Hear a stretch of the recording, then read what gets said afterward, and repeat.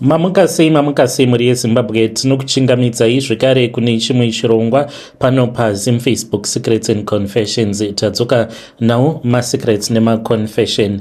Regedzai tibva tapinda mumamessages edu atadzoka takakubatirai. Message yedu yekutanga yakamira sokudai so: hanzi makadi henyu mukoma nevose vari pano vanoteerera chino chirongwa. Ini zita rangu ndinoitwa John. Nhasi ndauya pano ndiine confession yangu iyo yandiinayo.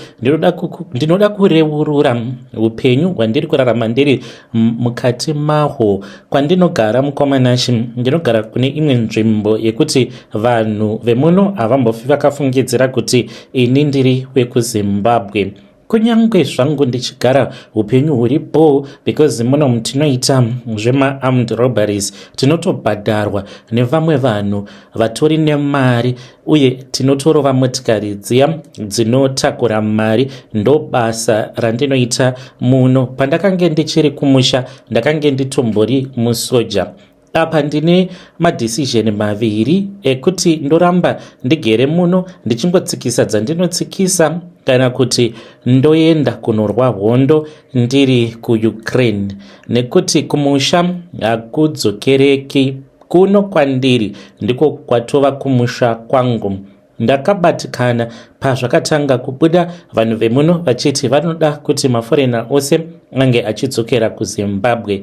Isu vamwe kuuya kuno kwatakaita mukoma, takauya kuno tichitotsvaka kumwe kwekuhwandira, nekuti kuZimbabwe kwacho hakuraramiki. Uye zvekare kana ndikangonzi ndasvika pabhodha paya, kana pakangowana anondiziva mungava muri mubhodha, dzinobva dzatochena. Ndichiri kuZimbabwe, sezvandataura kuti ndakange ndiri musoja uye taiita basa rekuba motikari, taitoba pfuti, uye taiti kana taba pfuti tobva tatanga kufamba tichitorobha vanhu vedzimotikari uye vaya vanenge vaine mashops, nekudanana nevasikana vanenge vachishanda semamaidi, tichida kutapa information yekuti pamba panenge pachishanda musikana iyeye panenge pambori pamba panenge pakaita sei.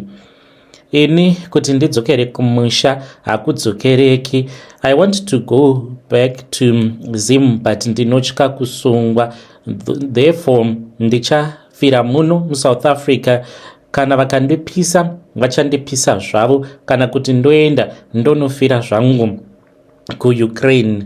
Saka pandakazouya kunoku kunyika yevatorwa, nyika yeSouth Africa, handingatauri hangu gore, but ndava nemore than 20 years ndiri muno munyika yeSouth Africa. Ndiri kuZimbabwe takabva tachizobira umwe mukadzi. Makore acho iwawo maiPhone akange ari mafoni aingoshandisiwa nevanhu vane mari. Zvasiyana nemazuva ano kuti iPhone unongoiona yakabatwa chero neumwe munhu asina kana motikari. Makore acho iwawo maiPhone aishandiswa nevanhu vakange vachigara kumasuburbs. Saka takabva taba foni, takange titori nabhaya uyo akange achida iPhone, akange ari umwe mudhara uyo wataimbopota tichitoshandira. Basa rake rakange riri rekuti motikari kana dzikabiwa muSouth Africa muno kana kuti muZimbabwe, ndiye aidziyambutsa dzobva dzachizoenda kuMozambique. Zvadaro mukoma takati taba foni iyoyo, takabva taenda tikanotengesera mudhara watakange tichidhila naye. Mazuva akafamba, chatakange tisina kuziva ndechekuti mukadzi watakavhundutsira tikamutorera foni, tikamutorera motikari, but motikari vakazokasika vakaiwana because yakange isina bhaya. Saka takangodhiraivha tichitofonerana nevakomana avo vaiwanzokutenga motikari dzatinenge taba. Saka takati tafonerana navo ndokubva tavabvunza kuti taikwanisa kuwana bhaya here. Vakatiudza kuti vakange vasina munhu ainge achida motikari iyo yatakange taba, nekuti yakange isiri motikari yainge iine vanhu vakawanda muZimbabwe. Saka takabva tangodhampa motikari munharaunda umo matainge tabira mukadzi iyeye motikari yake zvekare nefoni. chatisina kuziva ndechekuti munhu watainge takavhundutsira uye zvekare takamubira akange atori nedambudziko remwoyo, ainge akazvarwa nechirwere chemwoyo. Saka akabva aita panic yakanyanyisa because taitomuudza kuti isu tinouraya vanhu ende iwe nhasi waita munyama nekuti tikuda kukugura, uye taitomuvhundutsira tichimuudza kuti tinoda kuenda kunotengesa mabody parts ako kuMozambique, titori nemabhaya.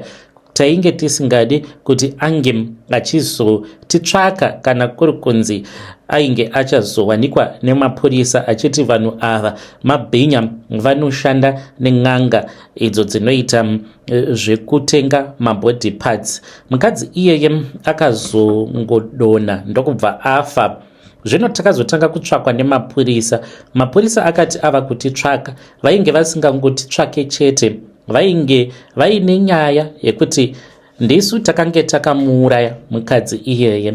Pakadaro mukomanashi, hakuna munhu anombofa akamira akadzimirira nyaya idzodzo kana kuri kunzi kwekuponera unenge uinako. Kuuya kwandakaita kuno kuJoni kwakange kuri nyore chaizvo, ende takatoudzwa nevamwe vakuru vedu vemumabasa matakange tichishanda, tikaudzwa kuti vakomana, kana mukaramba muri muno muZimbabwe muri kuenda kuChikurubi Straight because muri kutsvakwa nevakomana ende vari kukutsvakai nemaziso matsvuku. Ndisu uyo hutu takaenda. Saka zvazvinoita mukoma paya kana kuri kunzi munenge muri syndicate rembavha, munogona kunge muine umwe munhu umwe chete uyo anenge asimo musyndicate but ari musyndicate. Saka kuba kwataiita semasoja tainge tiri 7. Pau7 hwedu pakange paine umwe wech8 akange asiri musoja aiva mucivilian. Saka mamwe masecrets akange asingamazivi, saka ndiye watakangotizawo tikamusiya muZimbabwe.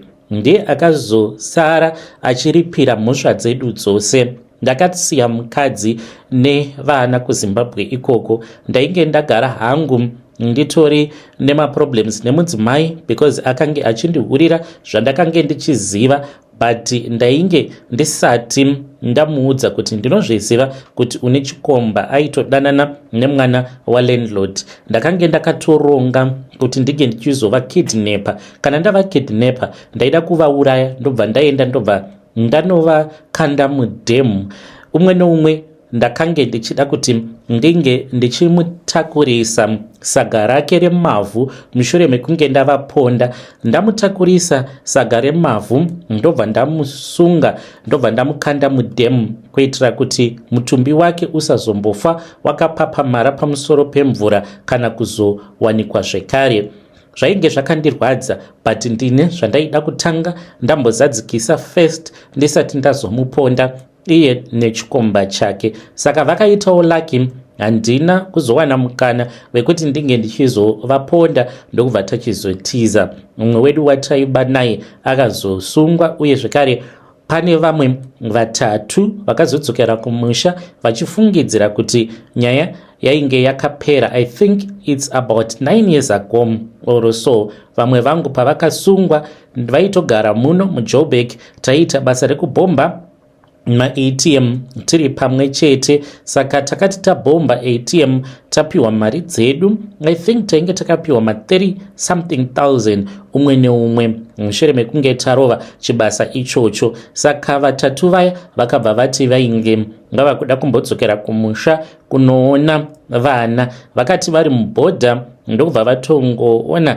cheni dzainge dzatochena. Patakazoudzwa nezvayo nyaya iyi ndakabva ndaziva kuti ndainge ndaita good decision, nekuti ndakatomboda kuhakira ndikada kuenda navo kumusha. Vamwe vangu vamwe vakaenda kuNamibia. Pane umwe ari kuRwanda uko, uyo haachambofi akadzoka, meno kuti kuRwanda ikoko ari kutsikisa dzipi, atova nemusha kumavillages ikoko kuRwanda, akatoroora mukadzi weko. Ini ndigere munomu muJoburg kwandinogara, handidi hangu kutaura, asi ukazoona konzi kwasvika mapurisa ameno kuti chii chinenge chatoitika. Panext door pangu ndakatoudzwa naboss vandinoshandira muno muSouth kuti mwana waminister, imwe imba zvekare iri mustreet mandinogara, imba yevamwe minister vakashayika. Rangova zimansion risina anogaramo.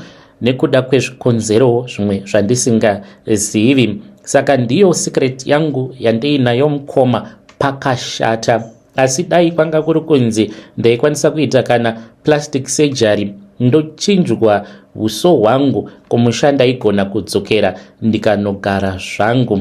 Saka kunyangwe vakaita xenophobia yavo, ina handivhunduki, handimbofi ndakadzokera kuZimbabwe zvachose. Zim ichauya kuno. Kana ndirini ndichaita muZimbabwean wekupedzisira kugara muno muSouth Africa. Let it be so. Muri yeZimbabwe ndo message iyo yandakatumidzirwa ichibva kuna mukoma vedu avo vari kuti ivo vakange vambori muarmy. Just imagine mhosva idzo dzavanoti vanopara muno muSouth Africa. Anzi tinotoshandira vanhu vakuru, kana pachitodiwa mari anzi panogona kutongobhombewa kana ATM, vanhu vakuru vachitoda mari zvepapo ipapo, ende hatitombobatwi. Zvakangooma hazvo vedwe. Anzi I'll be the last person to exit South Africa. Munoti kuti muri yeZimbabwe nenyaya yavo mukoma vedu ava.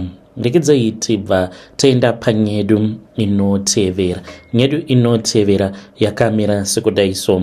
Hanzi ndakavenga best friend yangu. Izvi ndo zvandiri kumuita, ende iye haana kana zvaanomboziva. Zita rangu ndinoitwa Beauty, uye nhasi ndauya pano ndine nyaya yangu yandiinayo. Vanotuka munotuka zvenyu, but handina kana basa nazvo. Ruvengo ndo rwazondisvetsa pakuita utsinye hwakadai. Kunyangwe mukati ndiri muroi mukoma sezvamunogara muchiita kutuka vanenge vakutumidzirai maconfession, muchati ndiri muroi. Regai ndikuudzei chokwadi chiri pachena chacho. Ndakavenga best friend yangu Amanda. Ndakamuvenga ende handimbofi ndakakwanisa kumuregerera zvachose, kunyangwe asina zvaakambofa akanditadzira. Saka ndichitaura nemi kudai mukoma, ndinotonzwa kuti pasi pakadzikadzika pemwoyo wangu ndinoda kuti Amanda uyu afe rufu runorwadza, achiora muviri wake wose, kana kutsikwa nechitima. Kana ndikawana paanenge achinzi ari kudyiwa neshumba, ini ndinoenda ndinotsvaka salt iya yemagodo chaiyo, ndoita yekupfekera munyama yake kuti shumba kana yodya inge ichinyatsokunakirwa nesteki yake. Kuti munyatsokunzwisisa nyaya yangu kuti sei ndakamuvenga kudai, inotanga kumashure apo patakange tichiri kusekondary school. Amanda uyu haana chaakambonditadzira, but ndakarara neimwe ex-boyfriend yake mukoma mushure mekunge ndaita pamuviri kudaro. That guy akabva andidhampa mukoma, ndikasvika pakubvisa nhumbu nekuda kwepain. Saka handina kumbogara ndakaregerera mukomana iyeye, ende Amanda ndakamublama because Amanda ndiye akaunza mukomana uyu muupenyu hwedu. Ndichiti muupenyu hwedu zvakaitika ndezvekudai. Amanda ainge agara aine boyfriend yake uyo akange ari murombo, wandaitoshuvirawo kuti dai aroorwa nemurume murombo, kuitira kuti iniwo ndizoroorwa nemurume anenge aine mari, kana kuti anenge ari nani mukurarama, ari balanced pamafinances. Ndaida upenyu hwekuti Amanda kana achida chaanenge achida anoshaya umwe munhu anomubatsira kunze kwangu chete inini. Saka Amanda ndakatomudzivisa ndikati iwe usadanana nemukomana uyu because ndakanzwa kuti is a player. Amanda ainge atova murudo, haana chimwe chaakange achada kunzwa kubva kwandiri pamusoro pake mukomana iyeye. Vafambidzana nerimwe ramazuva takati takadhakwa taenda kune kamwe kahouse party when we were returning back home. Saka ini ndainge ndisina kunyanya kudhakwa sterek as well as boyfriend yaAmanda. Amanda ainge akadhakwa kuita kuparara. Takatoita kutosimudza kubva pacouch ndokubva taenda tikanomugadzika. Takaona kuti ainge akanyanyisa kuparara nehope zvekuti kufront seat akange asingagoni kurarako. Takabva tati tinge tichimuradzika kuback seat. Saka ndainge ndakagara kufront seat neboyfriend yaAmanda. Takasvika kumba kwana Amanda tikabva tafonera imwe cousin yake akabuda panze, ndiye akauya akatora Amanda. Ndakabva ndanyepedzera sekunge ndainge ndofamba hangu netsoka, but ndakazokwira motikari yeboyfriend yacho. Takazoitira bonde mumotikari, shuwa kumitisirwa mumotikari. Ndakadhakwa when I told Amanda's boyfriend kuti ndo zvakange zvaitika, akabva anditi yakange isiri nhumbu yake. Ndakasvika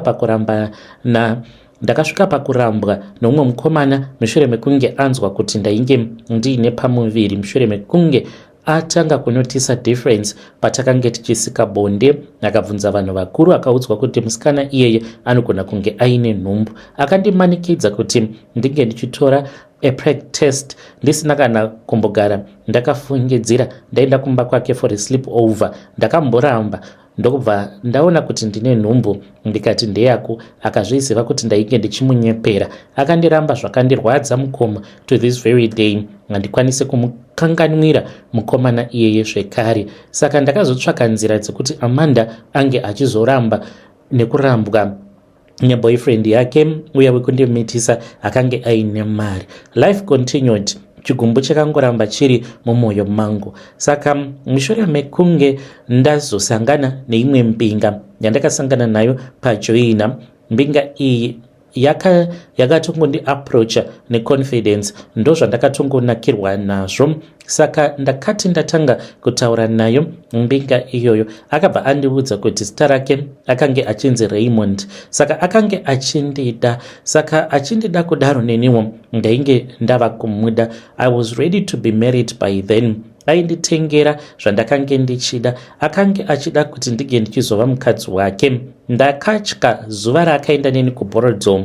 Pamba pacho paaiti ndo imwe yedzimba dzake, achiti muBorodel ane dzimba 4. Hana yangu yakarova, handizivi kuti why. Pamba patakange tiri pakange pachityisa, paita kunge padongo pasingagari vanhu. But tapinda mukati mumba mukoma mairatidza kuti mainge muchangobva mukukorobhewa. Maiva muine matiles ewhite kumadziro uye zvekare nepafloor. Saka madziro ose matiles aita sekunge ainge achangobva mukumopewa, ainge akatonyorova. Ndakatokurura mapushi angu ndikatsika. Ndikaona tsoka yangu yadhinda. Ndakabva ndamuti Raymond, pano unogara nani? Akati ndinogara ndega. Apa ainge andiudza kuti ainge achangobva kumasvingo akadarika nekumba kwedu achinditora. Saka zvina kumeka sense kwandiri kuti azokorobha nguvai, because angouya achinditora akandiunza pamba pake. Nekuda kwekutya kwandaita, mafambiro aRaymond neupfumi hwake, ndakasarudza nerimwe zuva ndikaenda kumasowe kune vamwe madzibaba vainge vaine mukurumbira munharaunda matakange tichigara. Saka ndakanobvunzira ndichida kuziva masecrets aRaymond. Ndasvika kumasowe ndakabva ndapiwa muteuro, ndokubva madzibaba vazoti kwandiri vainge vaudzwa nedenga kuti ini ndainge ndichidanana nemunhu ainge akaromba. Madzibaba vakati, iwe Beauty, chiratidzo chandiri kuona pano chiri kundityisa. Mbinga iyoyo yakaromba ende inotoshandisa vanhukadzi muurombwa. Ane mishonga yaanoshandisa uye pfuma yake haina kuchena, ine mweya yeropa ende inogara ichida vanhukadzi. Ndakavhunduka zvisingaite, ndakabva ndachizomuramba. Saka ndamuramba kudaro, akaramba achingondichengeta nekundipa mari till this day. Panzvimbo yekuti ndige ndichimusiya ndishaya kana chekuita naye, ndipo pandakabva ndachizofunga zano rakaipa. Nekuda kwekuti ndaida kuti Raymond arambe achindipa mari, ndakabva ndataura naye ndikabva ndati ndava kukupa best friend yangu Amanda. Iye akabva abvuma, akabva ati painge pasina chainge chakaipa. Ndakabva ndati ndichakupa best friend yangu. Ndini ndakatsvakira Amanda mbinga yaari kufambidzana nayo. Saka Raymond uyu anotogara achitondipa mari yakawanda. Mushure mekunge ndamuudza kuti ina handikudi, ndinogona kukutsvakira umwe munhu wekudanana naye, my best friend. Raymond nerimwe ramazuva I confronted him. Ndikamuudza zvose zvandakange ndakaudzwa kumasowe. Raymond pandakamuudza kuti ndainge ndakaenda kumasowe, haana kana kumboramba kana kuvhunduka. Akati kwandiri zvake, ehe Beauty, uri kutaura chokwadi, ndinoshandisa mishonga uye zvekare ndinoshandisa vasikana vandinenge ndichirara navo kuti ndiwane gold kumine kwangu, ndizvo zvinoita kuti ndinge ndichizova nemari yandiinayo. Raymond akati but iwewe wandibata sha panyaya iyi, saka dhiri redu ngarichingoenderera kumberi, sezvo wati uchanditsvakira your best friend ndiye wandichange ndichizoshandisa pamarituals angu, ini ndichange ndichikupa mari each and every month mukoma ndiri kupiwa mari naRaymond. Friend yangu, chandingangoti chakaipa chiri kuitika paari asingazivi, anoti kana achienda kumaperiod anoti ropa racho rinobuda, mabudiro acho rinobuda sekunge munhu ari kutobva nhumbu. Izvi zvinoitika each and every month end, kupera kwawo mwedzi paanenge achinzi ava kugeza anobva andifonera achichema zvisingaiti achiti pane chinhu chabuda musikarudzi mangu. Nerimwe ramazuva ndakamboenda kumba kwavo akanditi beauty hona, ndakavhunduka mukoma, ropa iroro rainge rakaumbana kuita kunge karuoko kemunhu, but ropa racho rakange riri diki. Saka Raymond ndakamubvunza akanditi ameno haisi mishonga yangu. Ndakamubvunza kuti vasikana vacho vaunoshandisa kumaini kwako vanozofa here, unovashandisa sei? But akatadza kundipindura. I'm just trying to survive muri yeZimbabwe because kushanda handishandi, plus I am revenging my friend nekuda kwekuti ndakamitiswa neboyfriend yake when we were still young. Muri yeZimbabwe ndo message iyo yandakatumidzirwa ichibva kuna Beauty apa uine zita rakanaka kudaro rekuti Beauty, obva waita moyo wakaomarara kudaro. Yo, ukati hauna mental health challenges naiwe Beauty, ndiwe wakarara neboyfriend yake, makadhakwa ukamitisiwa, waida kupomedzera umwe mukomana, you now hate that guy because he found out kuti iwewe you were already pregnant. Boyfriend yacho ya Amanda, you hate him nekuti akakumitisa. Yo, life yako yakaoma. Ngatitaure naye Beauty uyo mucomment section. Just imagine munhu akadaro akanzi anenge ava muupenyu hwako, anokusiya uri pai kana ukagara naye mumba mako as a woman uine murume wako. Zvakaoma. Regedzai tibva tenda panyedu inotevera. Nyedu inotevera yakamira sekudai so. Nanzi ndiri ku-UK. I recently joined my wife mukoma. Ndakatanga kuteerera zvirongwa zvenyu apo pandakange ndichiri ku-South, but now ndava kuno ku-UK. I hope kuti ndichange ndichizokupai engagement if it will help your channel sezvo ndava mu-UK. Zita rangu muchanditi Zakaria, uye zvekare kuya kuno kuFacebook kutotya kutoshandisa WhatsApp chaiyo because mudzimai wangu kana akazviziva kuti ndiri kutaura nemastrangers anogona kana kutongondiramba because akatoti haadi kuti nyaya iyi inge ichizivikanwa kana nehama dzangu shamwari, hanzi tichangopedzerana pauviri hwedu. Ndiri kushushikana, ndizere nekushushikana kukuru kwazvo zvekuti misodzi yangu yava kungogara ichingobuda yega. Semurume ndaifungidzira kuti handikamboeredzeri misodzi zvinhu zvisina basa kudai, but masacrifices andakaita kusvika tichizouya kuno ndiwo anoita kuti ndinge ndichizoeredza misodzi. Saizvandataura kuti ndiri muno mu-UK, asi handina kumbogara ndakawana mufaro more than 1 week kubva pandakauya kuno ku-UK. Ndakati ndauya kuno mukoma, mudzimai wangu akabva atanga kundiraramisa sekunge ndiri mukati mejeri, ari kundipa marwadzo asingatauriki. Nyaya yangu yakamira yakadai. Mudzimai wangu uyo wandichati Esther ndiye akatanga kuuya kuno ku-UK. Akauya 3 years back kuti tinge tichingozama-zama. Saka iye, she is a nurse aide, ndini ndakatomubatsira kuti ange achiita zvose. Pamwe pacho ndaitomuitira malessons acho ndirini, sezvo vakange vachinyora on WhatsApp. Iye haana kana chaakange achikwanisa kukasika kubata, asi kuma-practicals ndokwaakazonyatsokugona kuratidza kuti basa anoriziva. Saka ndakabva ndachizosara kuzemu sezvo tainge takaronga kuti 1 ndiye anotanga auya kuno then obva achizonditora.